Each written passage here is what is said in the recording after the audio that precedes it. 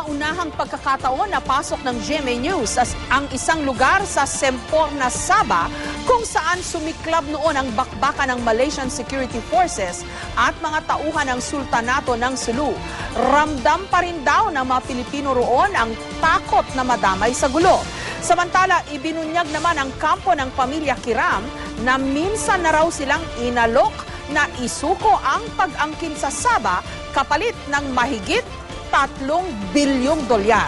Live mula sa Lahad Datu sa Sabah, may report si Cedric Castillo. Cedric. Yes, Jessica, sa pinakahuling update mula sa High Command ng Malaysian Forces ay umabot na sa 61 o 61 ang patay mula di umano sa grupo ng Sultanato ng Sulu. Ito ay matapos makarecover ng 3 bangkay pa mula sa loob ng tinatawag nila na Red Zone sa pagpapatuloy o sa ika-10 araw ng tinatawag nila dito na Operation Daulat.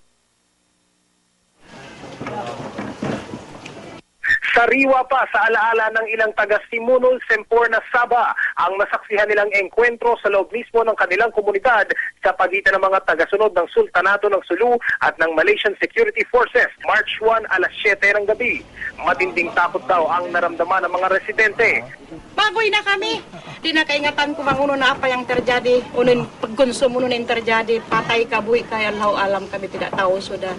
Pasatya na sudah orang. Lari sudah semua. Mig na bakatanin tao. Sa bungad ng bahay na ito, nakahangir pa ang isang itim na damit na may tatak ng RSS. May mga magasinang mataas na kalibre ng baril at may larawan ng isang Raja Muda Kiram. Hindi raw kilala ng mga nakausap namin ang lalaking anin ay bagong salta sa lugar at tumira sa bahay na iyon. Ya, membro sila sundalo Kira. Oh. Ingatan nyo, biya nagbuno na. Mag-us magtimbak na. Oh. Biya matawag may buk mga tao. Oh. Mga tao sultan na. Sa Tawi-Tawi, humarap na sa piskalya ang halos 40 tauhan di umano ng Sulu Sultanate sa reklamong inciting to war.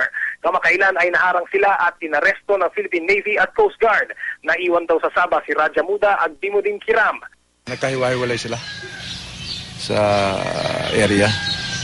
Even si Dato Kiram, hindi nila alam kung nasa sana. And they're hoping they're still alive. Wala silang balita. Wala na silang communication. Sinampahan din sila ng reklamong illegal possession of firearms and ammunition at paglabag sa election gun ban. Mula sa halos 40 inaresto, mahigit 20 lang ang kinumpirma ng Sulu Sultanate na kanila raw tauhan. Tutulong daw sila sa kaso ng mga ito. If the intention is to provoke Malaysia to war, do you think the Sultan will send 235 people? Not heavily armed? Kanina natuloy ang pulong ng mga kinatawan ng National Bureau of Investigation at ng Sulu Sultanate. Ayon sa tagapagsalita ng Sultanato, umikot ang usapan sa issue ng Sabah Claim at ng pagpunta roon ng grupo ng Raja Muda. Pagbubunyag pa ni Ijarani noong panahon ng Arroyo Administration, naganap daw ang alok ng Malaysian government sa pamilya Kiram na isuko na ang Sabah Claim. $3.2 billion daw ang kapalit, bagay na kanila raw tinanggihan. Sinisika pa ng GMA News na kuna ng pahayag ukol dito ang kampo ng mga Arroyo. Anong sinabi ng tatay nila? Sabah is not for sale. Malaysian talks is put in the mouth of Filipino officials. Sino ito, sir? Sabihin mo na yung dating ambassador of Malaysia. Yun na. Sino nga yun, sir? Yung ambassador Saad Ibrahim. Jessica, nabanggit din kanina sa press conference ng Malaysian Forces na makikipag-ugnayan daw ang Malaysian government sa Philippine government para sa pag-claim o pagkuha ng mga labi ng di umano'y mga miyembro ng Sultanato ng Sulu.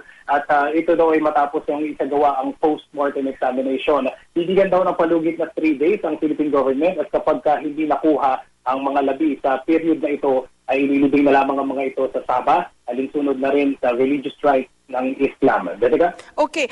Cedric, yung mga kasong ihaharap dito sa mga nagpunta ng Sabah, no? Yung kanilang, pwede silang kasuhan dito ng possession of firearms dahil may election gun ban ngayon, di ba? Pero yung act ng violence na whatever na kung ginawa man nila sa Malaysia or sa Malaysia yung nagawa sa Sabah, covered pa ba sila ng Philippine laws pagka ganon? Yeah, ang pagkakalam natin, Jessica, ang hinarap nilang reklamo sa piskalya is itong reklamo ng inciting to war, Pero pagdating dito sa Malaysia, Jessica, ay meron tayong mga nababasa na artikulo dito. Actually, kanina kausap din natin yung mga journalist. Ano? Ang sinasabi nga nila is kapag magkakaroon ng kasuhan, ay dapat daw ang side dito ng mga Malaysians, especially ng Malaysian forces, dapat daw ay dito kakasuhan itong si Sultan Jamalul Kiram dahil nga Sultan Jamalul Kiram III dahil nga dito naganap yung atrocities, yung violence ay dito naganap sa Malaysia, Jessica. Okay, 71 killed. Ang estimate nung una 200 yung mga nagtungo ng Sabah, no? Ang pinakahuling ulat, Cedric, nandyan pa rin sa Sabah, itong si Raja Muda Agbimuddin Kiram? Tama, Jessica. Kanina sa press conference ay medyo nagkakaroon na rin ng pwede sabihin na natin siguro ng inconsistency, ano? May mga nagsasabi or sa press conference sinabi ng High Command na they're not sure kung nasaan talaga exactly, ano? Meron din mga nag-surface na posibleng wala na dito. But then, ang sinasabi ng Malaysia dito is magpapatuloy itong kanilang operation na ulat at sila ay naniniwala na doon sa tatlong mga kampong o yung mga barangay dito sa May Sabah ay doon nakakonsentrate yung kanilang forces dahil naniniwala sila na posible nandun pa si Raja Muda Agbimuddin Kiram, Jessica.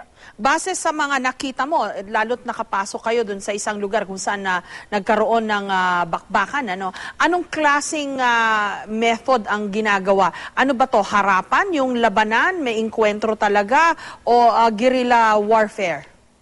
Alam mo, Jessica, nabanggit mo yung term na harapan, ano? Kanina doon sa may bandang gitna nung Simunol na kampong Simunol na pinuntahan natin kanina.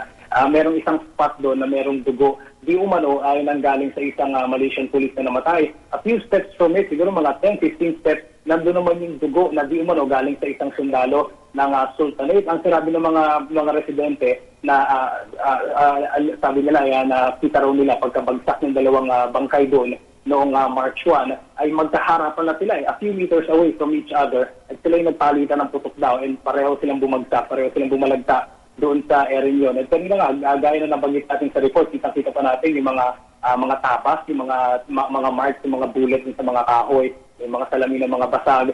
And ang kwento sa atin ng mga residente doon, for 20 minutes, nagtatakbuhan daw doon sa area, naghahabulan. And maraming mga pulis daw na nandun. They're not sure daw kung ilan yung mga members ng Sultanate na nandun. Pero 3 ang napatay at may ilang pang mga nadapik dun sa incident niyo, Jessica. Maraming salamat, Cedric Castillo.